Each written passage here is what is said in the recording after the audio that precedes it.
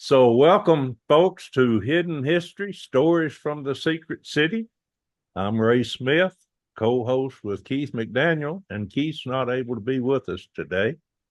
But we've got Todd Ryder here again, and he's going to be talking about the forgotten creators of the German nuclear triad. And this is part two of the presentation that he made for us a little bit earlier. So, Todd, go right ahead. Well, thank you very much for having me back. And my slides are visible now, right? Yes, they are. Okay. Please jump in anytime if you have any questions or suggestions along the way. And last time we started talking about the nuclear triad, the notion of having three different ways to deliver weapons of mass destruction. And people think of this as a post-World War II Cold War concept developed by the Soviet Union and the US. But there's a lot of evidence we're discussing that this was actually developed during World War II by Germany. So last time we mostly talked about land-launched intercontinental ballistic missiles that were under development in Germany during the war. We'll finish that discussion this time and then get into sub-launched missiles and intercontinental jet bombers. Last time we talked about liquid propellant rockets that Germany was developing, and let's briefly mention the solid propellant rockets as well.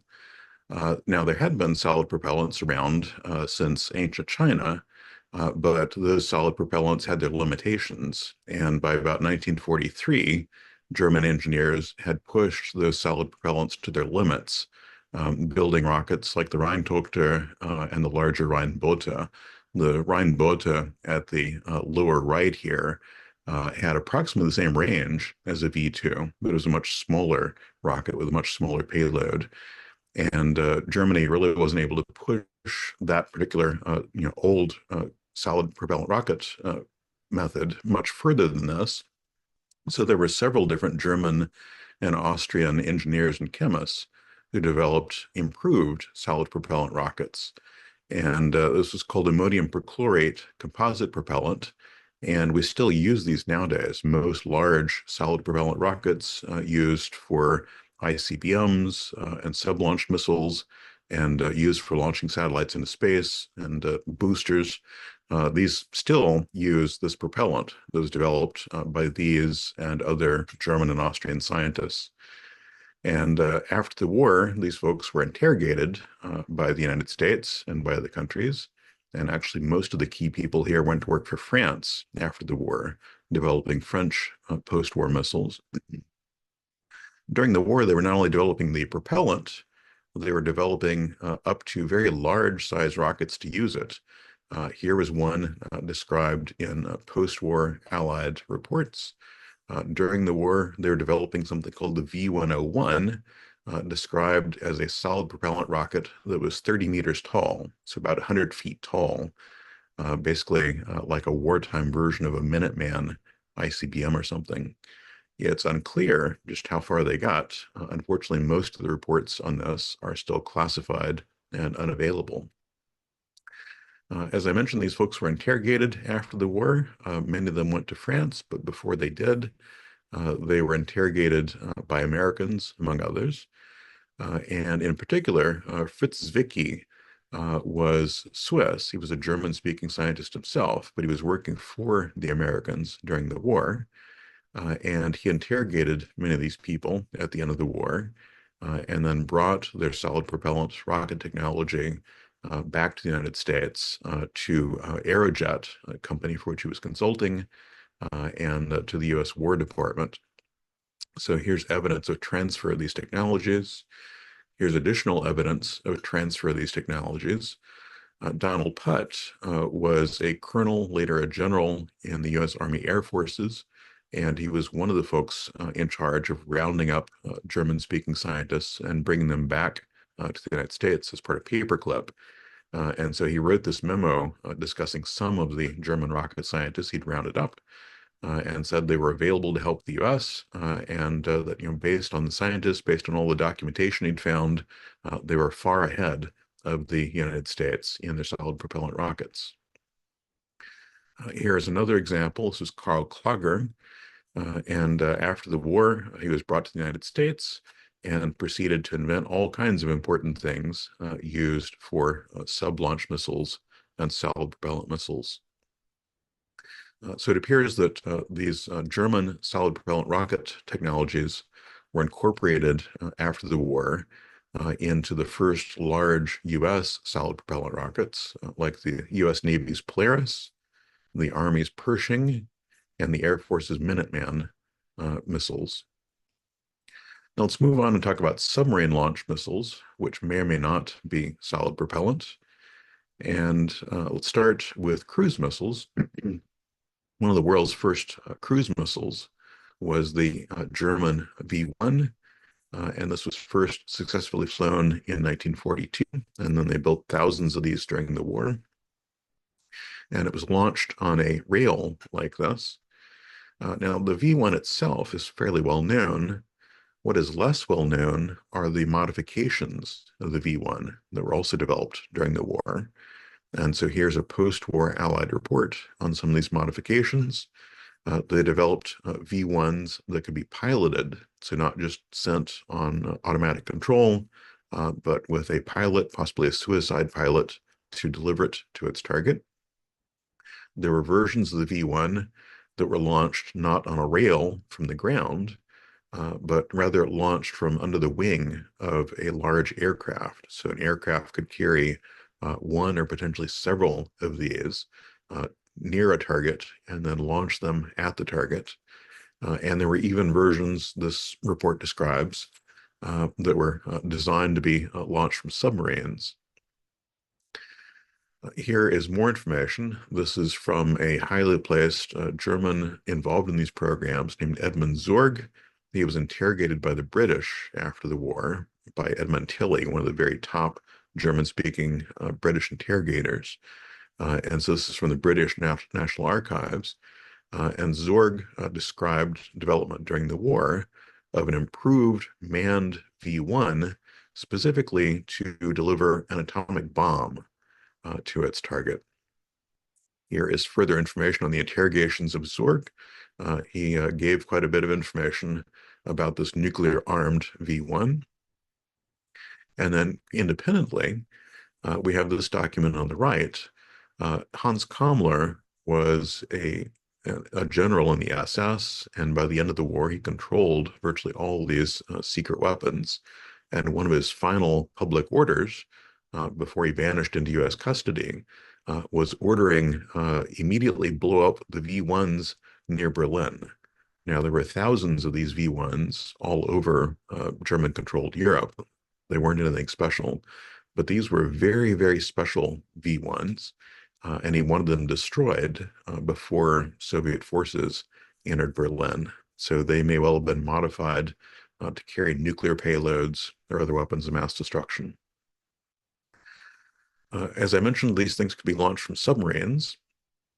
And so here is a report, and this is from 1944 to the Joint Chiefs of Staff in the United States, discussing German submarines that have been modified to launch V1s from the deck. And these submarines could surface off the U.S. East Coast and target U.S. cities. Now, this is just a sketch, but this is a sketch by the Allies based on surveillance photos they'd taken. So as of September 1944, the Allies had actual photographs of German submarines that have been modified to carry V1s. Moreover, here is a bunch of evidence, many different communications from people, everyone from Dwight Eisenhower to Herbert Hoover, from late 1944 into early 1945, discussing very real German plans to send V1s capable of launching, to send submarines capable of launching V1s, perhaps nuclear armed, and to launch them at New York and other major U.S. cities. It's unclear exactly why these plans didn't come to fruition, whether it was due to Allied bombing of German targets, or whether they tried and failed, or sabotage, or what was going on. Then after the war, the U.S., after a couple of years, proudly displayed its brand new, all US developed technology, which was a cruise missile capable of being launched from US submarines. And it just happens to look exactly like a carbon copy of a German wartime V1. This is called the Loon in the US, and just happens to be launched from a US submarine, exactly like the wartime plans. But it was a very proud all-American invention as of 1947. There were other proud all-American inventions. They continued to develop cruise missiles, improving the technology up to the cruise missiles we have today. But if you peer under the rug, you find that all the dust bunnies under the rug all speak German.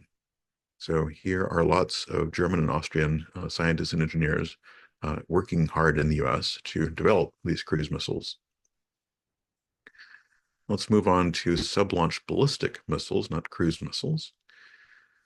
And here were launches as early as 1942 of rockets from a submarine that was underwater. So this almost looks like the modern launch of a Polaris or Trident missile or something, but this was a smaller missile launched from a submarine underwater in 1942. This was done in collaboration with engineers from Peenemünde, the rocket base. And once they had demonstrated this with small rockets, they started doing it with larger and larger rockets. And there was enough Allied surveillance and bombing on the Baltic coast that they switched over to Austria, a large lake in the middle of nowhere in Austria. And they were building larger and larger sub-launch missiles and demonstrating them in Austria. Then the ultimate would be if you could deliver a sub-launched V2 or A4 rocket, a very large rocket with a fairly large payload. Now, that type of rocket is too large to fit into any of the wartime submarines that they had. So they developed a solution. A German submarine would tow a submarine trailer, and this trailer would initially be horizontal, be towed across the Atlantic, and the trailer would contain one of these V2 or A4 rockets. And then once they got off the coast of their target, they would flood one end of this trailer, that end would sink. Now the rocket would be upright, they'd open the doors and launch it. If you read the history books, officially this was purely a paper design, never got anywhere, never seriously contemplated.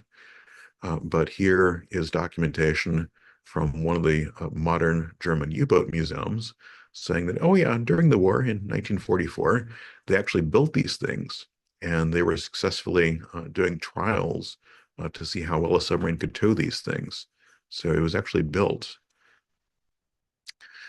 Here is additional evidence. This is from the French, who were also investigating German technologies after the war.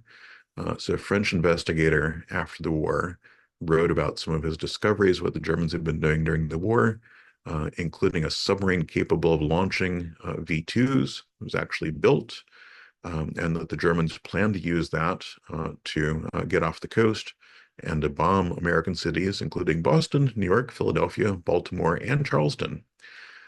And that they planned to do this with atomic bombs. These amphibious V2s would carry atomic bombs. They planned to do this in conjunction with launching rockets from Europe at the United States. And according to this French investigator, Germany would have done this beginning in June 1945 if the war had not ended just when it did. There were other submarine technologies that were developed in Germany that were very critical. And prior to World War II, even in the early part of World War II, submarines had to be powered almost constantly by a diesel engine, which of course needed air, which meant they really couldn't submerge too far for too long. But that changed with the development of the so-called Type 21 U-boat. This U-boat was kind of like a giant Tesla.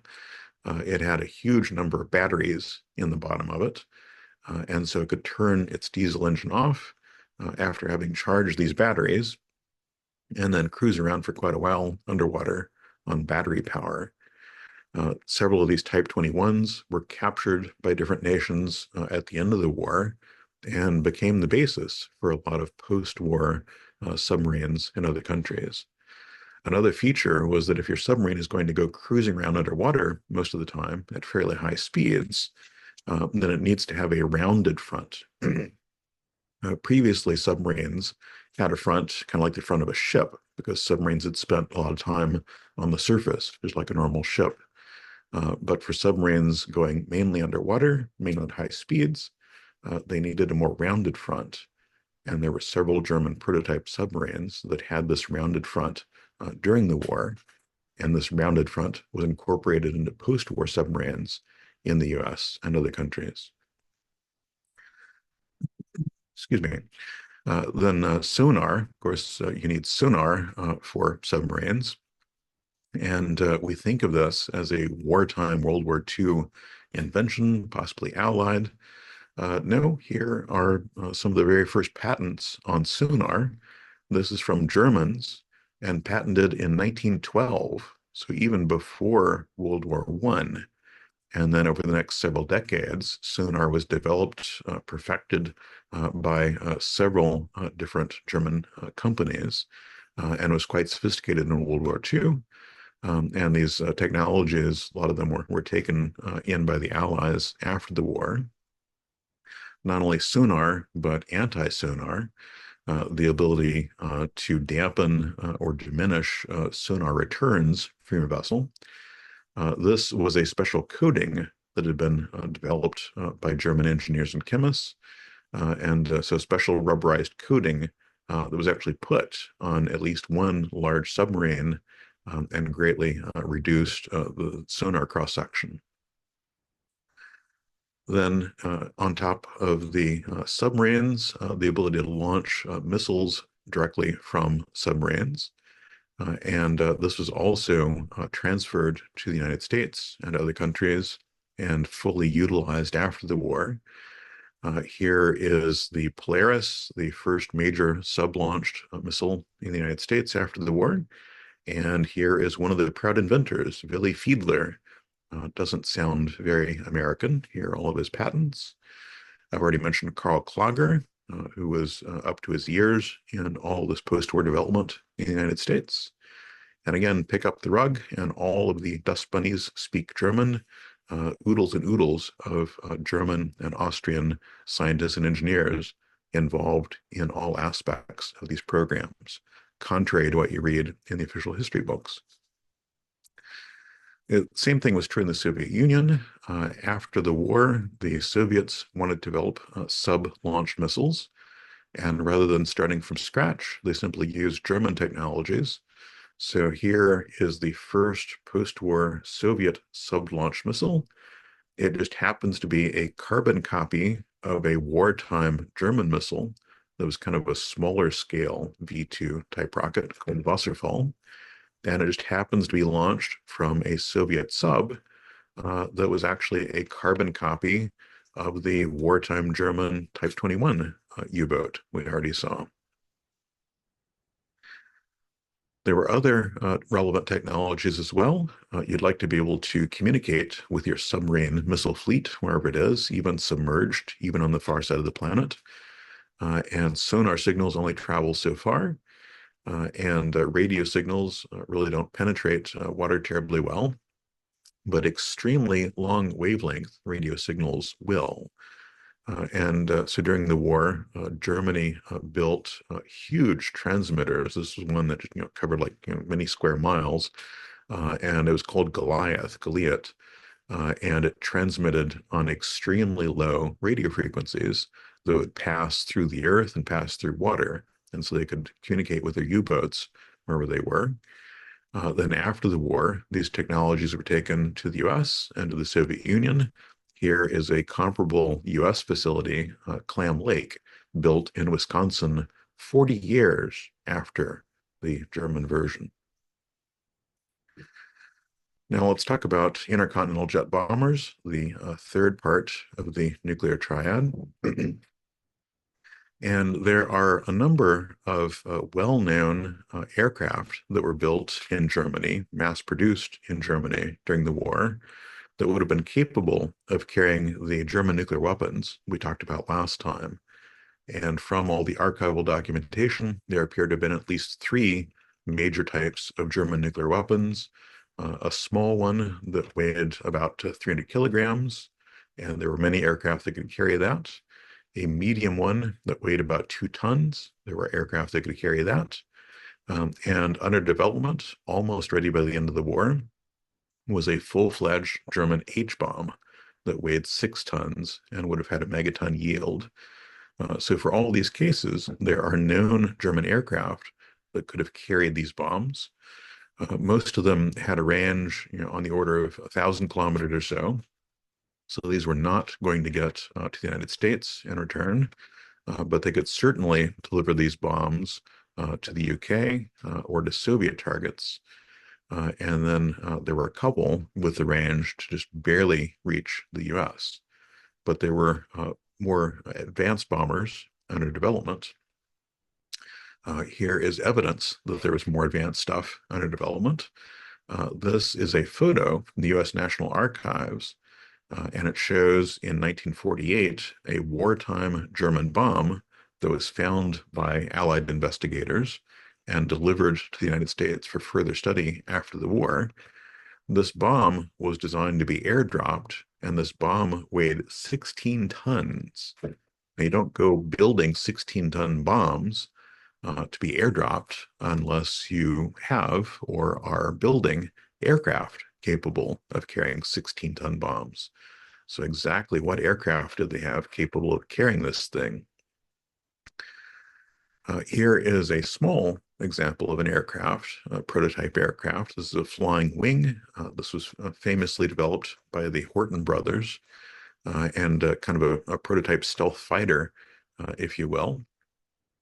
So we know that these small versions were built, but there's evidence that larger versions may have been built as well. After the war, some German engineers were talking to the Allied investigators. The Germans were unemployed. They were desperate for work, and they were trying to get work. So the Germans told the Allied investigators that for simply paying them room and board, the Germans were prepared to very rapidly go to work building for the United States an aircraft with a 14,000-kilometer round trip range and 6 jet engines and a flying wing, which they drew here. And if you squint and look at this diagram very closely, I think you can see Captain America hanging on right here. But anyway, if these German engineers were prepared to immediately start building this for the US after the war, it raises the question of exactly what they were doing during the war and exactly what they built during the war. Here is further evidence. This is a cable from Alan Dulles, sort of one of the resident spooks in Europe during the war. And he reports that Germany has developed, as of 1943, 1944, Germany has developed long-range bombers capable of reaching distant targets, delivering weapons of mass destruction, and that these long-range bombers were closely associated with an area south of Hamburg called Lüneburger Heide. This appears to have been one of the major German nuclear development sites. Here is another document. This is from a prisoner of war who was captured and reported that he had actually seen prototype aircraft developed and demonstrated during the war. Other reports after the war, Allied investigators in different parts of formerly German-controlled Europe found, prototype bombers here, prototype bombers there. These were different locations in Europe. These were different designs for bombers. So there were parallel programs developing these intercontinental bombers, and they reached the prototype or possibly even mass production phase. One of the most dramatic examples is from Norway. Norway was controlled by Germany throughout most of the war. And during the war, the Germans built extremely large airfields around Oslo, mysteriously large airfields. This was observed by Allied intelligence. And then at the end of the war, according to these reports, in the Washington Post, Stars and Stripes, other sources, at the end of the war, Allied investigators found 40 bombers on these airfields in Norway. These were 40 large bombers capable of reaching the United States. They were a brand new design from Heinkel, something unlike the previous designs, and designed to carry weapons of mass destruction. And they were, quote, held in readiness for missions to New York, and then captured at the end of the war. Here's additional evidence for those airfields and those bombers. This is a prisoner of war who was captured and interrogated by the Allies. And the Allies tried everything they could to poke holes in his story. They never could. His story was that during the war, he had received special training to supervise bombs of chemical weapons. And then once he'd been trained, he was sent back to Norway and put in charge of overseeing stockpiles of these chemical bombs at Norway on the airfields. And the specific chemical weapon he describes sounds like chlorine trifluoride.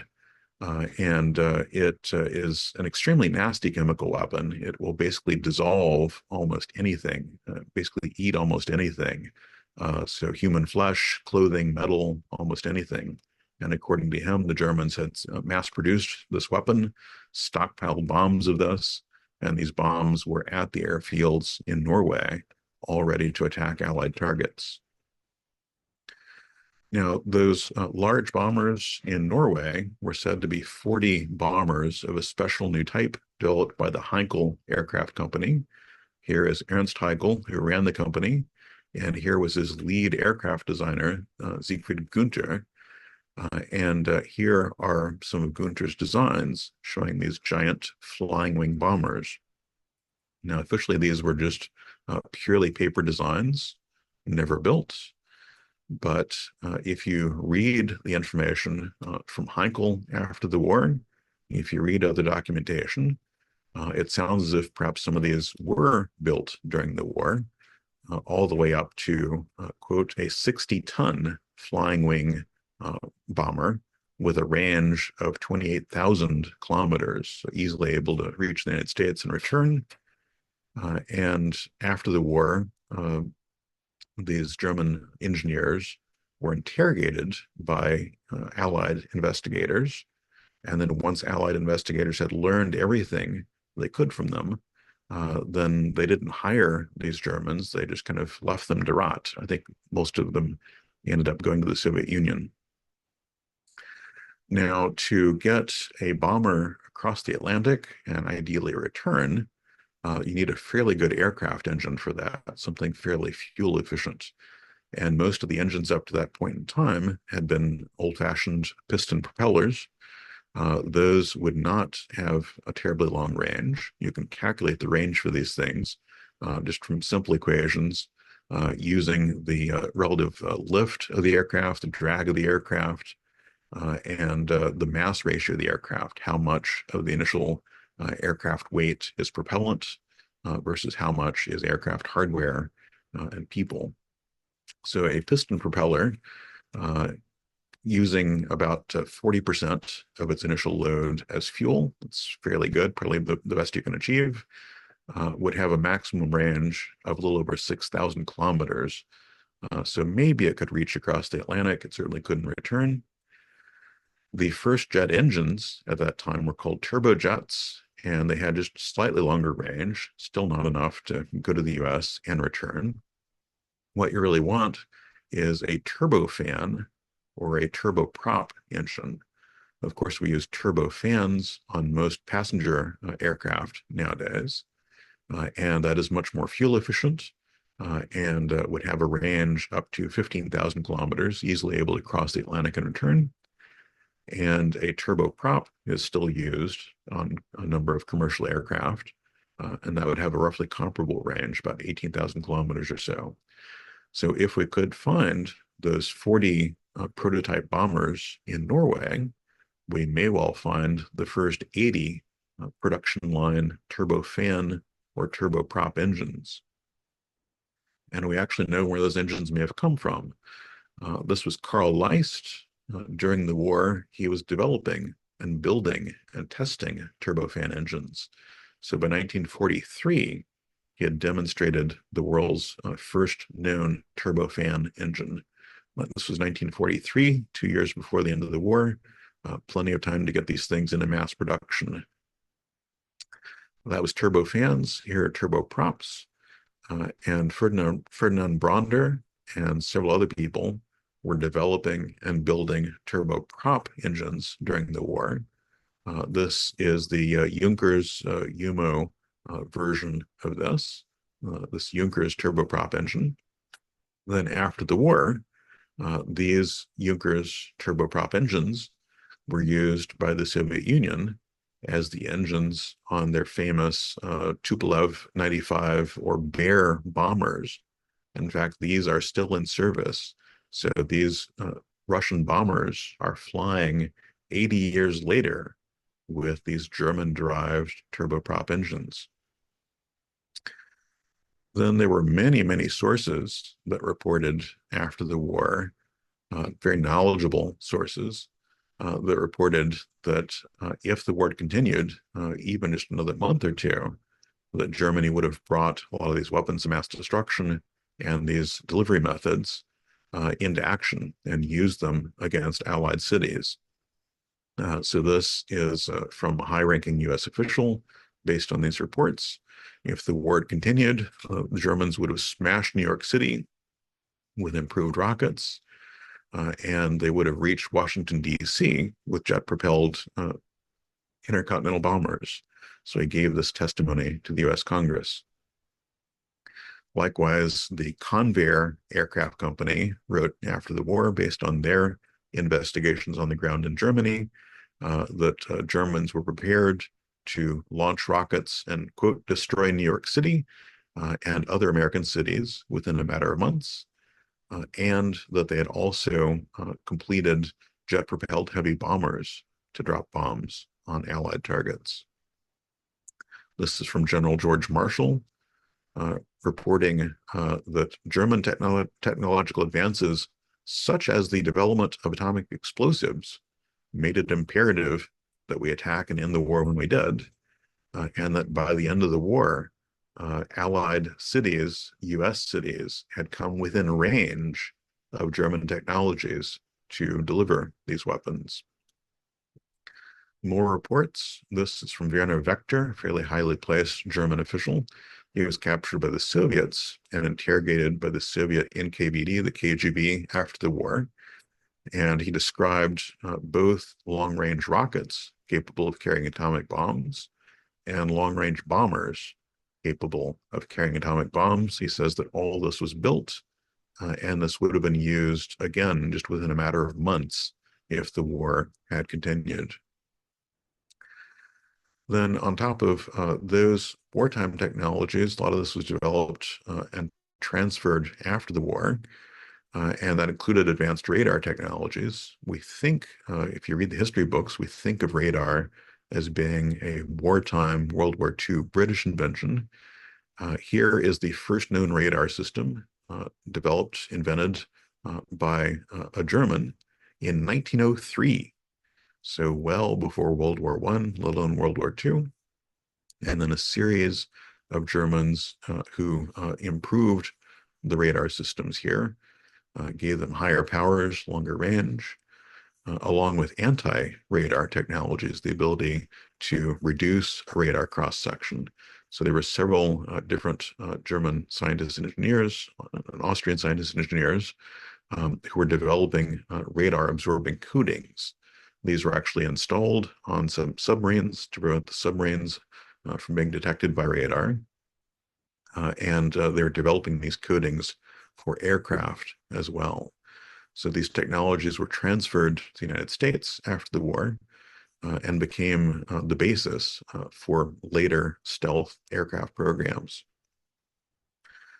There were so many different examples of German scientists and German technologies that were transferred.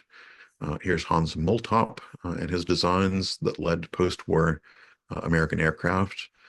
Alexander Lippisch, who seems to have had a large effect on post-war American aircraft. And we really need more historical research into the archives, into the company records, to find out exactly how these technologies were transferred from Germany and how they were used in the US and other countries. That was the US. Here's the UK.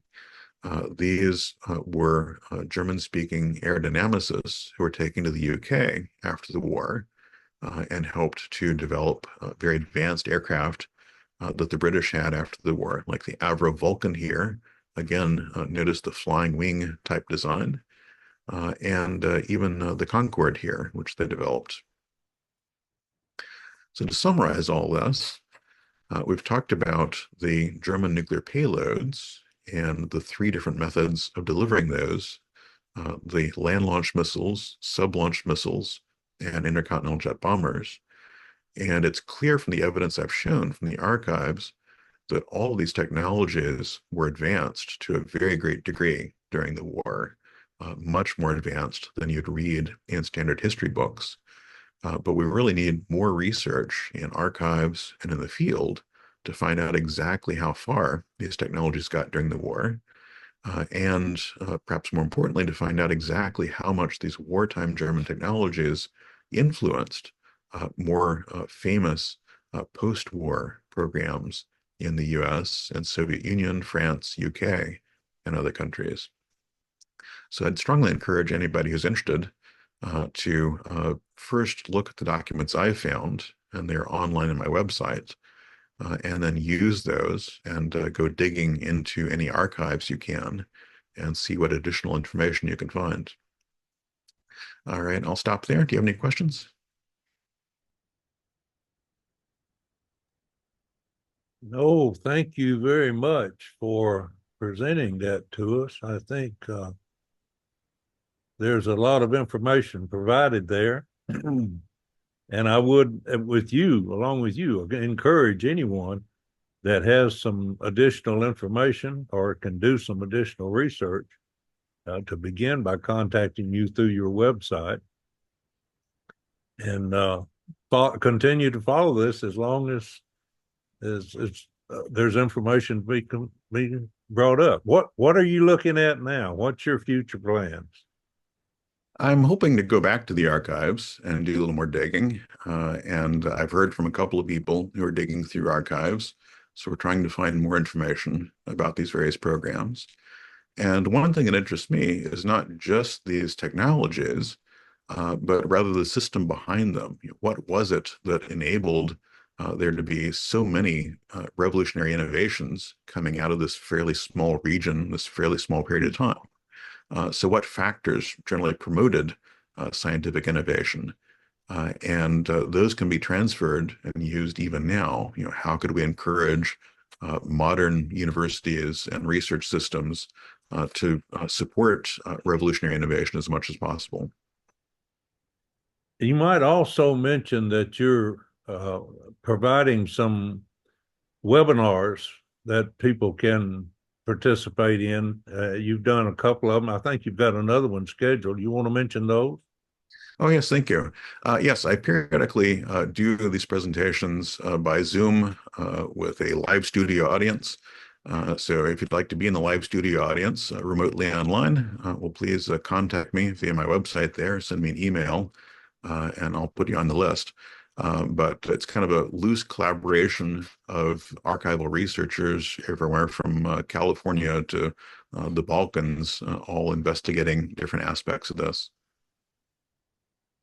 And remind our viewers what your website link is. Sure. So it's up here, writerinstitute.org. Yeah, there you go. writerinstitute.org, and then just send Todd an email and he will give you the links to the upcoming programs that he presents. Anything else, Todd? No, I think that'll do it. I really appreciate your having me back. Glad to do it. It's been a good run. I think you've provided a lot of useful information. And folks, thanks very much for joining Hidden History Stories from the Secret City.